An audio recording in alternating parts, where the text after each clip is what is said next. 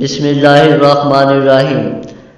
السلام علیکم دوستو، میں آج آپ کی خدمت میں حضرت محمد صلی اللہ علیہ وسلم کی 5 احادیث مبارکہ میں لایا ہوں۔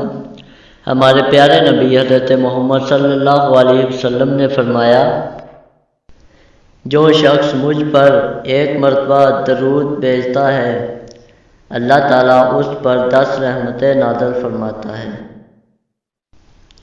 اللہ تعالیٰ کے 99 نام ہیں، 100 سے ایک کام۔ جو ان کو یاد کرے گا جنت میں داخل ہوگا۔ جمعہ میں ایک گھڑی ایسی ہوتی ہے کہ مسلمان اس گھڑی میں اللہ تعالیٰ سے جو بھلائی بھی مانگے گا اللہ اسے عطا فرما دے گا، اور وہ گھڑی بہت تھوڑی دیر رہتی ہے۔